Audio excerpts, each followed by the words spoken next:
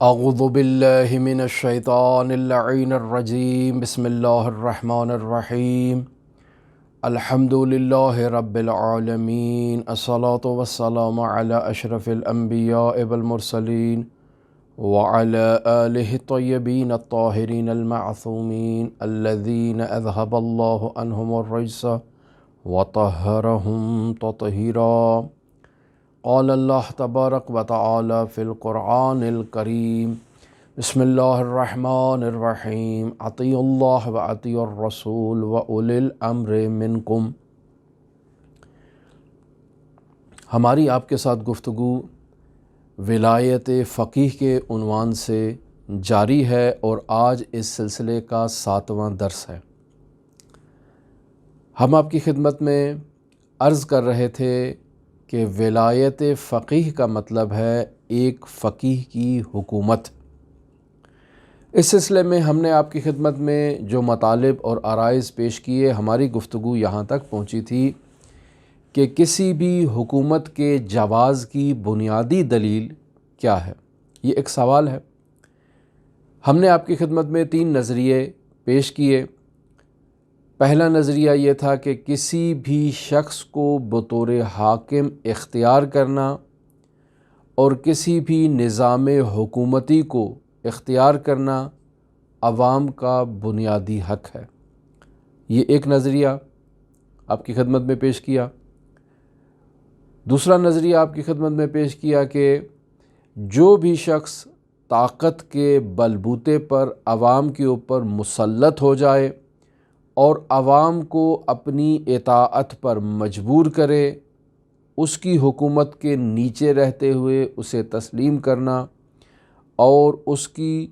فرمان برداری کرنا، یہ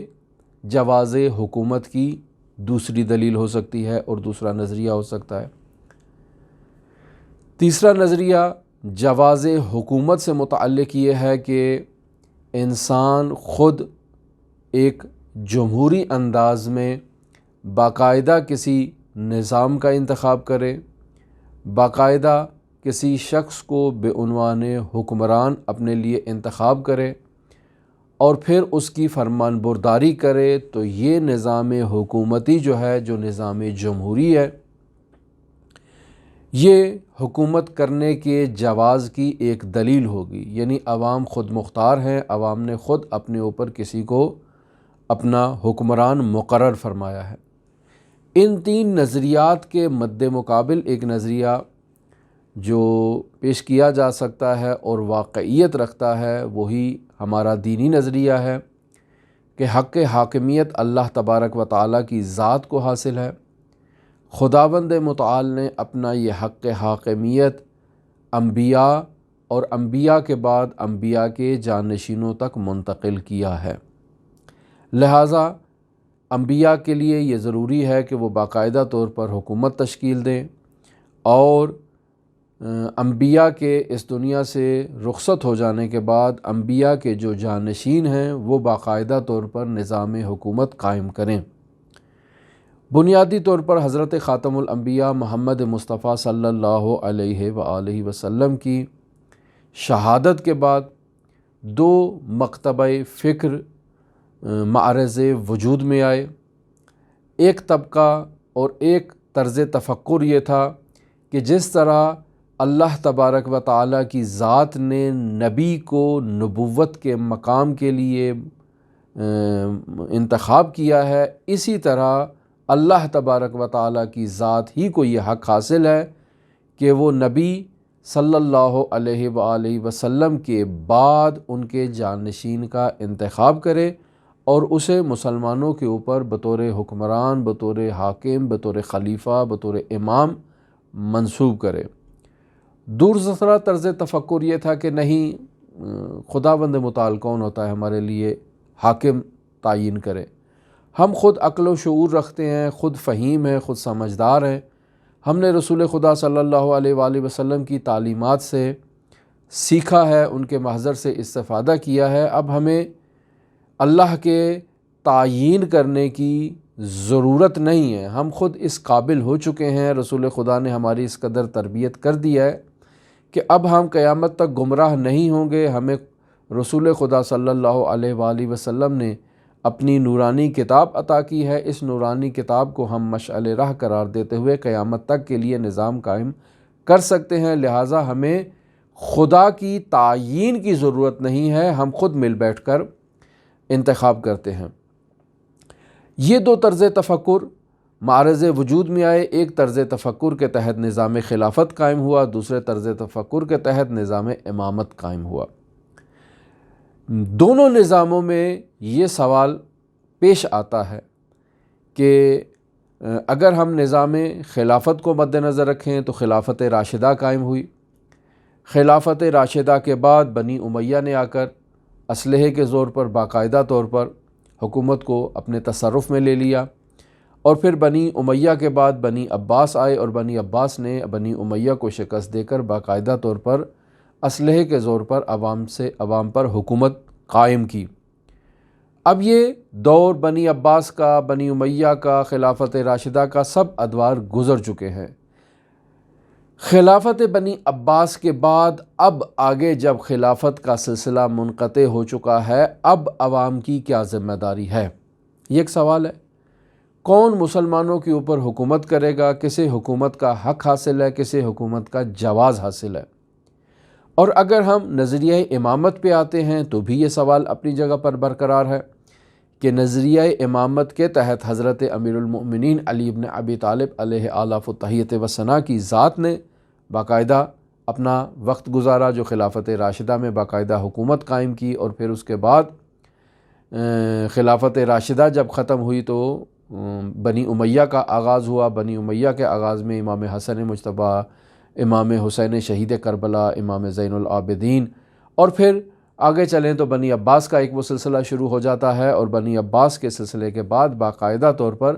جب حضرت امام زمان عجل اللہ تعالی فرجہ الشریف منصب امامت پر فائز ہوتے ہیں تو آپ کی غیبت صغریٰ کا دور شروع ہو جاتا ہے، جو 69 سال تک برقرار رہتا ہے، اور اس کے بعد پھر آج تک غیبت کبریٰ کا دور ہے۔ تو سوال یہ پیدا ہوتا ہے کہ امام زمان عجل اللہ تعالی فرجہ الشریف کی غیبت صغریٰ کے بعد سے یہ جو دور شروع ہو رہا ہے، ان ادوار میں حق حاکمیت کسے حاصل ہے؟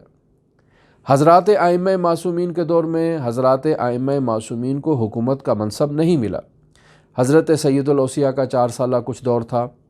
اور حضرت امام حسن مجتبیٰ کا بھی 6 ماہ پر محیط ایک دور تھا، لیکن اس کے بعد ائمہ معصومین میں کسی کو بھی حکومت قائم کرنے کی فرصت اور موقع نہیں دیا گیا۔ بنی امیہ اور بنی عباس نے باقاعدہ طور پر اسلحے کے زور پر حکومت قائم کی، اور ائمہ معصومین کو وہ حکومت کرنے کی فرصت نہیں ملی جو انہیں قائم کرنا چاہیے تھی۔ اب ائمہ معصومین کے بعد جب حضرت ولی عصر اس دنیا سے پردہ غیبت میں چلے گئے ہیں، غیبت صغریٰ کا دور شروع ہوا ہے، تو اس غیبت صغریٰ میں حضرت امام زمانہ نے ہمارے لیے 4 نواب اربعہ کو متعین کیا، جس کا ہم نے آپ کی خدمت میں ذکر کر دیا۔ پھر ان نواب اربعہ کے بعد جب غیبت کبریٰ شروع ہوئی، اس دور سے لے کر آج تک کا جو دور ہے، اس دور کے اندر کسے حکومت کرنے کا حق حاصل ہے، کسے قانون تدوین کرنے کا حق حاصل ہے۔ ہماری آپ کے ساتھ گفتگو اس عنوان پر چل رہی ہے۔ ظاہری بات ہے دونوں طائفے یہاں پر اس برہے میں آ کر ایک ساتھ ہو جائیں گے، یعنی نہ تو امامیہ طائفہ کہے گا کہ اب اس دور میں چونکہ امام زمانہ پردہ غیبت میں چلے گئے ہیں، غیبت کبریٰ کا آغاز ہو چکا ہے، تو اب اس دور میں کسی عالم کو، کسی فقیہ کو اللہ نے ہمارے لیے بطور حاکم معین کیا ہے۔ اللہ نے تو معین نہیں کیا ہے، امام نے بطور تعیین ہمارے لیے کسی کو حاکم معین کیا ہے، نہیں، امام نے بھی کسی کو معین نہیں کیا ہے۔ ائمہ معصومین نے کلی شرائط ہمارے سامنے پیش کر دی ہیں کہ ان شرائط کا حامل شخص آپ کی رہبری اور آپ کی قیادت کر سکتا ہے، اور آپ کو ظلمات سے کھینچ کر نور کی طرف لا سکتا ہے۔ سوال یہ پیدا ہوتا ہے کہ جب کلی شرائط ہمارے لیے بیان کر دی گئی ہیں تو اب ان کلی شرائط کے حامل شخص کو اگر ہم پیدا کر لیں تو کیسے اسے حاکم معین کریں؟ کیا اس کو حاکم بنانے کے لیے ہمیں ڈکٹیٹرشپ کا سہارا لینا ہوگا، یعنی اسلحے کے زور پر کسی کو اٹھا کر اپنے اوپر حاکم معین کر دیا جائے، یا نہیں باقاعدہ عوام کو یہ اختیار دیا جائے کہ عوام ان شرائط کی حامل افراد کو باقاعدہ طور پر اپنے لیے حاکم معین کریں؟ مثلا امام زمان عجل اللہ تعالی فرجہ شریف نے ہمارے لیے اگر 10 شرائط بیان کی ہیں کہ ان 10 شرائط کا حامل شخص مرجعیت کی، زعامت کی، حکمرانی کی صلاحیت رکھتا ہے، تو کیا عوام ان 10 شرائط کے حامل فرد کو باقاعدہ طور پر حکومت کے لیے منتخب کر سکتے ہیں؟ کیسے منتخب کریں؟ اگر ایک سے زائد افراد ہوں اس منصب کے شرائط کے حامل، تو کیسے ان کے درمیان انتخاب ہو، کیسے قانون تدوین کیا جائے، کیسے باقاعدہ طور پر ایک نظام وضع کیا جائے؟ یہ ایک نظام حضرت امام خمینی رحمۃ اللہ علیہ نے ولایت فقیہ کے عنوان سے متعارف کروایا۔ پس یہ ولایت فقیہ کا نظریہ ہم فقہ جعفریہ کے درمیان بھی قائم ہو سکتا ہے، فقہ حنفی کے درمیان بھی قائم ہو سکتا ہے، یعنی وہ بھی قرآن و سنت کی روشنی میں باقاعدہ کچھ شرائط کو انتخاب کر سکتے ہیں کہ ان شرائط کے حامل شخص کو مسلمانوں کے اوپر حکومت کرنے کا حق حاصل ہے، اور پھر باقاعدہ اہل تشیع سے آپس میں شور اور گفتگو کی جا سکتی ہے کہ آپ کے پاس کون سی شرائط ہیں، ہمارے پاس کون سی شرائط ہیں، آئے مل بیٹھ کر دونوں شرائط کو یکجا کرتے ہیں اور ان شرائط کے حامل شخص کو باقاعدہ طور پر حکومت کے لیے انتخاب کرتے ہیں، دیکھتے ہیں کہ کن کن افراد میں یہ شرائط پائی جاتی ہیں۔ اگر ہمیں معاشرے میں 10 افراد ایسے مل جاتے ہیں جن میں وہ شرائط پائی جائیں، تو اب عوام کو ہم متعارف کرتے ہیں کہ بھئی یہ 10 افراد ہیں، آپ بتائیں کہ ان 10 افراد میں سے کس شخص کو حکومت کرنے کا حق حاصل ہے، آپ معین کریں۔ لہٰذا اس نظام کو نظام جمہوری کہیں گے کہ جسے امام خمینی رحمۃ اللہ علیہ نے متعارف کروایا اور ولایت فقیہ کے تحت متعارف کروایا، اور باقاعدہ طور پر فرمایا کہ ولایت فقیہ کا جو ہم تصور آپ کے سامنے پیش کر رہے ہیں، اگر آپ اس تصور کو درست انداز میں تصور کر لیں تو آپ کے لیے تصدیق دشوار نہیں ہوگی۔ کیوں تصدیق دشوار نہیں ہوگی؟ چونکہ یہ ایک ایسا مسئلہ ہے جس پہ باقاعدہ کوئی لمبے چوڑے برہان قائم کرنے کی ضرورت نہیں ہے۔ ہر عاقل شخص، ہر فہیم شخص، ہر سنجیدہ شخص، ہر دنیا شناس شخص یہ جانتا ہے کہ معاشرے کے اوپر ایک حکمران کا ہونا ضروری ہے۔ جیسے حضرت سید الاوصیاء مولا الموحدین علی ابن ابی طالب کا ہم نے نہج البلاغہ خطبہ نمبر 40 سے وہ فرمان آپ کی خدمت میں بیان کیا کہ معاشرے کے اندر جو ہے وہ ضروری ہے ایک حکمران کا ہونا، وہ نیک حکمران ہو یا فاجر حکمران ہو، ایک حکمران کا ہونا ضروری ہے کہ یہ حکمران آ کر پھر جو ہے وہ دینی معاملات کو انجام دے۔ تو ہماری یہی آپ کے ساتھ گفتگو اس موضوع پر چل رہی تھی۔ ہم نے آپ کی خدمت میں عرض کیا کہ قانون تدوین کرنے کا حق کسے حاصل ہے؟ کیا معاشرے کے کسی ایک فرد کو دوسرے فرد کے اوپر حکم جاری کرنے کا حق حاصل ہے؟ اگر حق حاصل ہے تو کیا عوام کے اوپر اس شخص کی اطاعت کرنا واجب ہے یا واجب نہیں ہے؟ یہ وہ تمام مسائل جو تھے ہم آپ کی خدمت میں بیان کر چکے ہیں۔ آج ہم آپ کی خدمت میں عوامی اور جمہوری حکومت سے متعلق گفتگو کر رہے ہیں، یعنی ایک طرف حکومت کرنا اور قانون کو تدوین کرنا انسان کی بنیادی ضرورت ہے۔ انسان کا کوئی بھی معاشرہ کسی بھی دور میں ہو اس ضرورت سے خالی نہیں ہے، یعنی ہر دور میں ایک حکمران کا ہونا ضروری ہے، اور اس دور کے موجودہ تقاضوں کو مد نظر رکھتے ہوئے قانون کا تدوین کرنا نہایت ہی ضروری ہے۔ یہ ایک ضرورت ہو گئی۔ دوسرے مرحلے میں ہم آتے ہیں اور یہ عرض کرتے ہیں کہ حق حاکمیت صرف اللہ تبارک و تعالیٰ کی ذات کو حاصل ہے، اور اس نے یہ حق حاکمیت اپنے نبی کو سونپا ہے، اور نبی کے بعد اس حق حاکمیت کو ہمارے عقیدے کے مطابق امام وقت کو سونپا ہے، اور ہمارے دوسرے بھائیوں کے نزدیک خدا نے نہیں سونپا بلکہ انہوں نے خود نبی کے بعد حق حاکمیت کے وارث کو خود تعین کیا ہے اور خلافت کا نظام متعین کیا ہے۔ اب آتے ہیں اگلے مرحلے میں کہ جب اس دنیا میں رسول خدا صلی اللہ علیہ وآلہ وسلم نے اپنی تعلیمات پہنچا دیں اور آیہ بلغ کے تحت دین کامل ہو گیا، ائمہ کا سلسلہ شروع ہو گیا، اور حضرت ولی عصر ارواحنا لتراب مقدمہ الفدا کی نیابت عامہ کا دور ختم ہونے کے خاصہ کا دور ختم ہونے کے بعد نیابت عامہ کا دور شروع ہو گیا، تو اب اس دور میں خاص شرائط کے حامل افراد کو ہم باقاعدہ طور پر اپنے لیے کیا حاکم معین کر سکتے ہیں، کیا اس کی اطاعت کرنا ہمارے اوپر واجب ہے؟ تو یعنی اس جمہوری اور اسلامی نظام کے تحت عوام اپنی تقدیر کا خود فیصلہ کرنے کی صلاحیت رکھتے ہیں، یعنی خاص دینی شرائط کے حامل شخص کو آگے لے آئیں اور پھر اس شخص کی اطاعت کریں، اس شخص کی پیروی کریں۔ یہاں حکمران عوام کا نمائندہ ہوگا، حکمران عوام کا وکیل ہوگا کہ وہ عوام کی طرف سے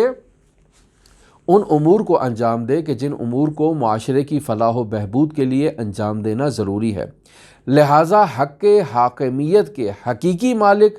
عوام ہوں گے اس نقطۂ نظر سے جمہوری اسلامی نظام کے تحت، اور نبی اور امام نے اپنی تعلیمات میں اس نیابت عامہ کی جو شرائط بیان کر دی ہیں، عوام اس حق حاکمیت کی حقیقی ملکیت کے تحت اپنے لیے خود کسی حکمران کو تعین کریں گے، کسی حکمران کا انتخاب کریں گے۔ اس نظریے کے تحت کمزور کو یہ حق حاصل ہے کہ وہ کسی کو طاقت کے منصب پر فائز کرے، یعنی منشاء قدرت جو ہے وہ اس نظریے کے تحت عوام ہوں گے، اور عوام کسی شخص کو حکومت کے منصب پر اور تخت پر بٹھائیں گے۔ یہی وہ نظریہ ہے جسے آیت اللہ روح اللہ الخمینی امام رحمۃ اللہ علیہ نے بیان کیا کہ منشاء قدرت عوام ہے، یعنی کوئی ہمارے اوپر اسلحے کے زور پر آ کر حکومت نہیں کر سکتا۔ بس اس نظریے کے تحت اسلام نہ تو بادشاہت کو ایکسیپٹ کرتا ہے، اسلام نہ تو ڈکٹیٹرشپ کو ایکسیپٹ کرتا ہے۔ اس نظریے کے تحت اسلام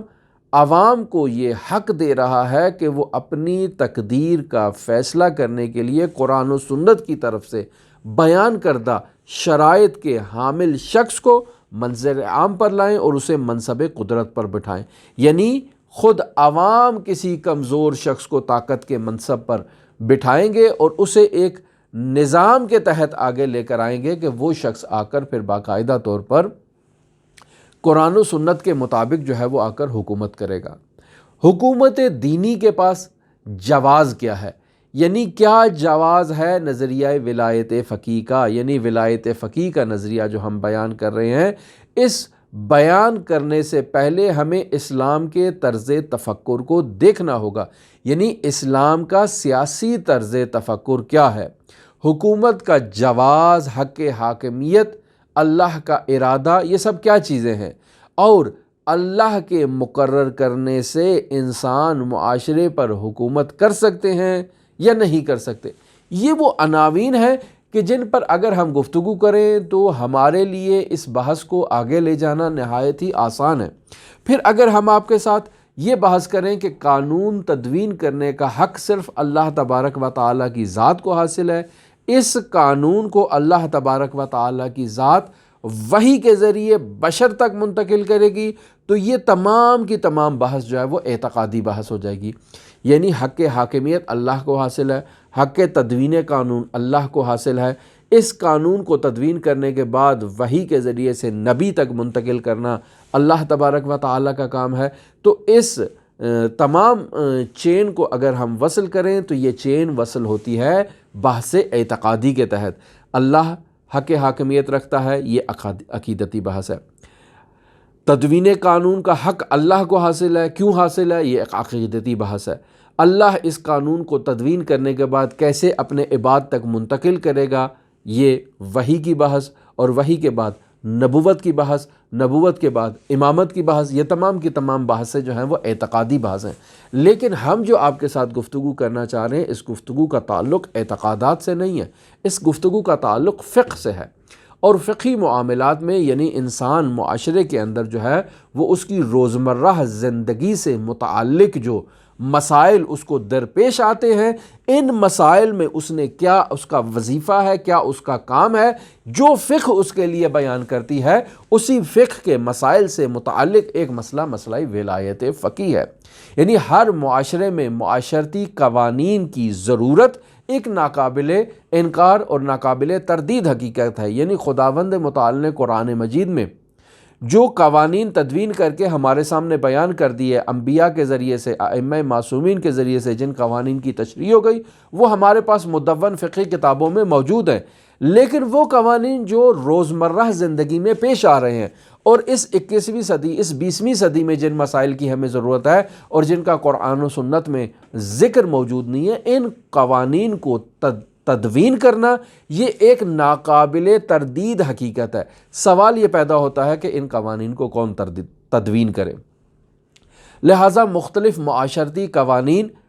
ہم دیکھ رہے ہیں کہ معاشرے کے اندر تدوین ہو چکے ہیں۔ کس نے تدوین کیے ہیں؟ ظاہر ہے معاشرے کے اندر جو پارلیمنٹس موجود ہیں، وہی پارلیمنٹ، ہر ملک میں ایک نظام ہوتا ہے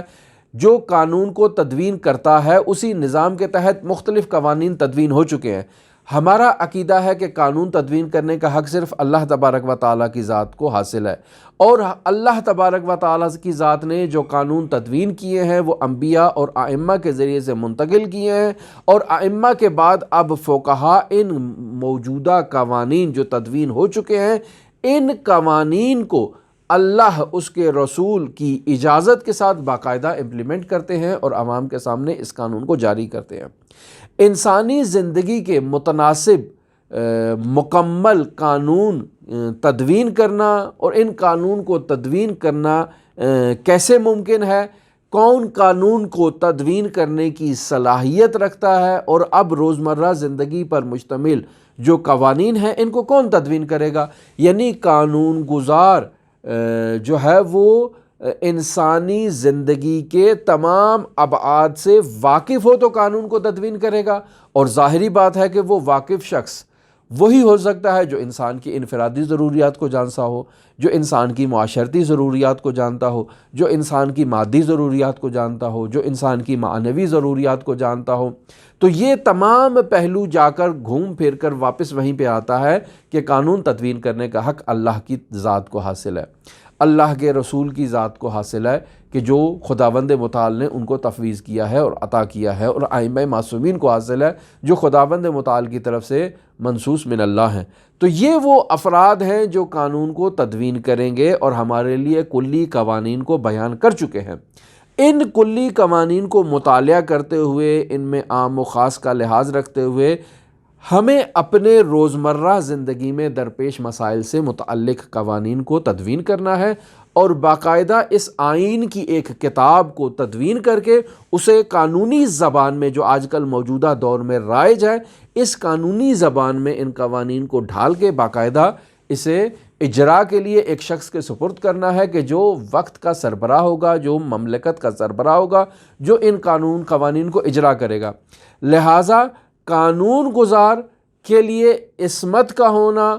جو خداوند متعال کی ذات کو حاصل ہے، جو انبیاء کی ذات کو حاصل ہے، جو ائمہ معصومین کی ذات کو حاصل ہے، اس عصمت کا ہونا بھی ضروری ہے۔ یہ قانون کے لیے لوازمات ہیں کہ کس شخص کو قانون تدوین کرنے کا حق حاصل ہے۔ کیوں؟ چونکہ اگر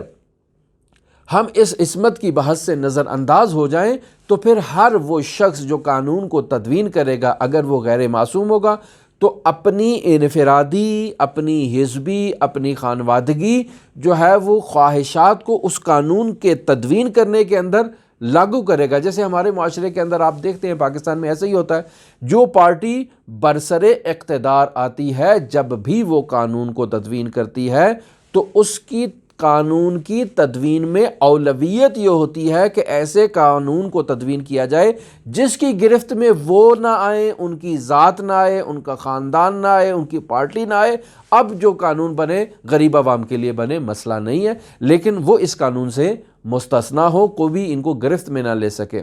لہٰذا ایسے افراد کے لیے قانون تدوین کرنے کی اجازت نہیں ہے۔ باقاعدہ قانون تدوین کرنے کے لیے صالح افراد کا ہونا ضروری ہے، اور ان صالح افراد کی جو شرائط ہے وہ قرآن و سنت میں بیان کر دی گئی ہیں کہ وہ کن کن شرائط پہ کے حامل افراد ہوں جو آپ کے سامنے آ سکتے ہیں اور آپ کے سامنے آ کر قوانین کو تدوین کر سکتے ہیں۔ لہٰذا ہم نے جو آپ کے سامنے ابھی تک تمام گفتگو کی،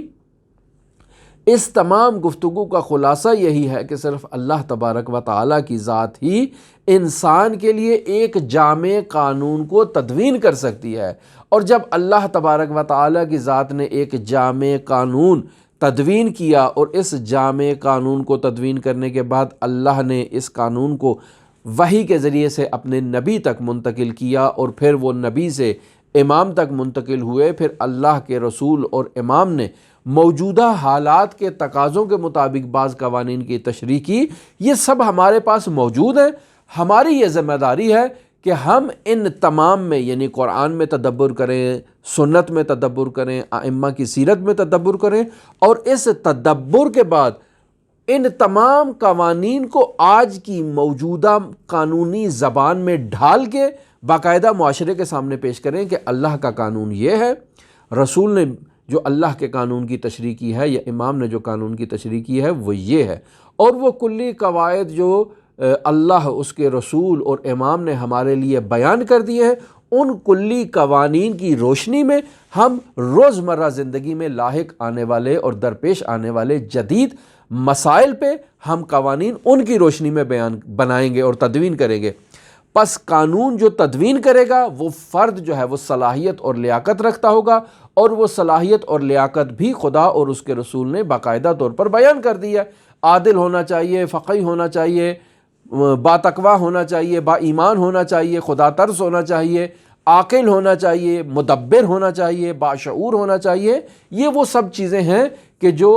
قرآن مجید سے، جو روایات سے، جو ائمہ معصومین کی روایات سے مل جاتی ہیں۔ تو پس معاشرے میں ایسے افراد کا ہونا ضروری ہے کہ جو ان تمام مسائل میں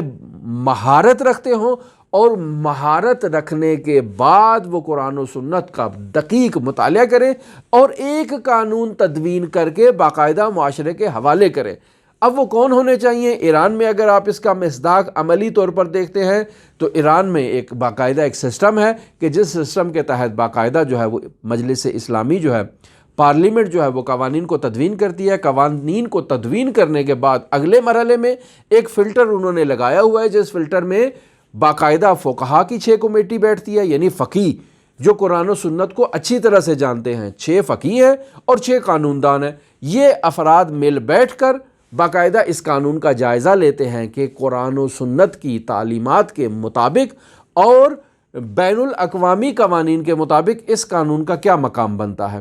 اگر وہ اس کو ایکسیپٹ کر لیتے ہیں تو یہ اگلے مرحلے میں چلا جاتا ہے، اور اگر وہ اس کو ریجیکٹ کر دیتے ہیں اور اس پہ کچھ ضمیمیں لگا کر اور ترمیمی شقیں پیش کر کے دوبارہ پارلیمنٹ میں بھیج دیتے ہیں تو پارلیمنٹ دوبارہ اس کے اوپر بحث کرتی ہے اور دوبارہ پھر واپس اسی کمیٹی کے پاس بھیجتی ہے۔ جب یہ قانون اس فلٹر سے، یعنی اس مصلحتی کمیٹی سے، جسے ہم کہہ سکتے ہیں کہ اسلامی نظریاتی کونسل ہے ایران کی، اس اسلامی نظریاتی کونسل کے فلٹر سے جب وہ قانون گزر جاتا ہے تو وہ اگلے مرحلے میں پہنچتا ہے، جو مرحلہ قانون کو باقاعدہ سگنیچر کرنا اور اس پہ دستخط کرنا ہے۔ ہمارے پاکستان میں یہ قانون پہ دستخط جو ہے وہ انتہائی مرحلے میں سینٹ سے پاس ہونے کے بعد صدر مملکت کے پاس چلے جاتے ہیں اور وہ اس کے اوپر دستخط کرتا ہے، جبکہ یہاں کے اسلامی نظام کے تحت وہ قانون جو ہیں وہ یہاں سے پاس ہونے کے بعد ولی فقیہ اور رہبر معظم تک چلے جاتے ہیں تاکہ وہ ان قوانین کے اوپر باقاعدہ دستخط کریں، اور ان کے دستخط کے بعد وہ قانون باقاعدہ منظر عام پر آ جاتا ہے اور اجرائی صورت اختیار کر جاتا ہے۔ اگر ان کے درمیان اختلاف ہو جائے، یعنی پارلیمنٹ کے درمیان اور اسلامی نظریاتی کونسل جو ایران کی ہے اس کے درمیان اگر اختلاف ہو جائے تو اس اختلاف کو برطرف کرنے کے لیے باقاعدہ ایک کمیٹی بنائی گئی ہے جس میں پورے ایران سے نابغہ افراد موجود ہیں، فقہا ہیں، قانون داز ہیں، سابقہ صدور ہیں، اہم شخصیات ہیں، اساتید حوزہ اور دانشگاہ ہیں۔ یہ سب مل کر اس اختلاف کو برطرف کرتے ہیں اور اس قانون کو نتیجے تک پہنچاتے ہیں، اور پھر دوبارہ وہ رہبر معظم تک جاتا ہے یہاں پر اور باقاعدہ اس کی اجرائی صورت ہوتی ہے۔ تو یہ ایک باقاعدہ سسٹم ہے جو ایران نے بنایا ہے، اور اس سسٹم کو بنانے کے بعد انہوں نے باقاعدہ اس سسٹم کو عوام کے سامنے پیش کیا کہ اے عوام، آپ بتاؤ، ہم نے قرآن و سنت کے مطابق یہ ایک سسٹم بنایا ہے قانون کی تدوین کرنے کا اور حکومتی نظام کے اجرا کا، آپ بتائیں کہ یہ سسٹم آپ کو قبول ہے یا قبول نہیں ہے، جسے ریفرنڈم کہتے ہیں۔ عوام نے اس ریفرنڈم کے ذریعے سے باقاعدہ اس قانون کو ایکسیپٹ کیا اور عوام کے تسلیم کرنے سے اور جمہوری انداز میں یہ قانون باقاعدہ نفاذ کے مرحلے تک آ چکا ہے۔ ہمیں بھی پاکستان میں ایسا ہی ایک سسٹم چاہیے، یعنی ایران کا سسٹم ہم نے پاکستان میں کاپی پیسٹ نہیں کرنا ہے، بلکہ ہمارے پاس الحمدللہ اسلامی نظریاتی کونسل موجود ہے۔ یہی اسلامی نظریاتی کونسل جو ہے، اگر اس میں مزید ایک وسعت دے دی جائے اور اس کو اس انداز میں قائم کیا جائے کہ پورے پاکستان سے جتنے بھی فقہا ہیں، جتنے بھی دین شناس افراد ہیں، وہ مختلف مسائل میں جو مورد بحث مسائل ہیں، اسلامی نظریاتی کونسل کو درپیش مسائل ہیں، وہ ان فقہا تک ان مسائل کو بھیجے کہ بھئی آپ بتائیں کہ اس مسئلے میں قرآن و سنت کی روشنی میں آپ لوگوں کی کیا رائے ہے۔ مثلاً پنجاب میں کسی کو بھیج دیں، سندھ میں بھیج دیں، سرحد میں بھیج دیں، تمام مکاتب فکر کے نمائندہ اور جید علماء تک اس قوانین کا مسودہ بھیج دیں تاکہ وہ اس پہ اپنی نظر دیں۔ جب تمام طبقات سے افراد کی نظر آ جائے گی تو انہی طبقات کے نمائندے اسلامی نظریاتی کونسل میں بھی بیٹھے ہیں، وہاں پر باقاعدہ تمام مسالک کے افراد موجود ہیں، آپس میں بحث کریں اور ایک نتیجے پر پہنچے کہ اسلام کی تعلیمات کے مطابق، یعنی قرآن و سنت کے مطابق کون سا قانون جو ہے وہ اسلامی بن رہا ہے، پھر اس قانون کو پاس کر کے اسلامی پارلیمنٹ میں اور ہماری موجودہ پارلیمنٹ کی طرف بھیج دیں اور پارلیمنٹ پھر اس قانون کو منوعاً پاس کرے، چونکہ یہ اسلامی فلٹر سے گزر چکا ہے۔ البتہ اس میں ایک قانونی پہلو بھی ہے کہ قانون دانوں کی بھی مشاورت ہونی چاہیے اور اسلامی نظریاتی کونسل میں باقاعدہ قانون دانوں کا بھی اضافہ ہونا چاہیے جو ماہرین ہیں، جو نابغہ ہیں، تاکہ وہ قانونی اعتبار سے بھی اسلامی نظریاتی کونسل کی رہنمائی کریں، اور یقیناً ایسا سیٹ اپ ان کے اندر باقاعدہ موجود ہے۔ تو اسی طرح سے ہم اسلامی قوانین کو تدوین کر سکتے ہیں قرآن و سنت کی روشنی میں۔ تو یہی ہمارے آپ کے ساتھ گفتگو جاری ہے ولایت فقیہ پر۔ اگر آپ اس عنوان میں گفتگو کو سننے میں دلچسپی رکھتے ہیں تو آپ ہمارے ساتھ رہ سکتے ہیں۔ اللہم صلی علی محمد و آل محمد وعجل فرج قائم آل محمد۔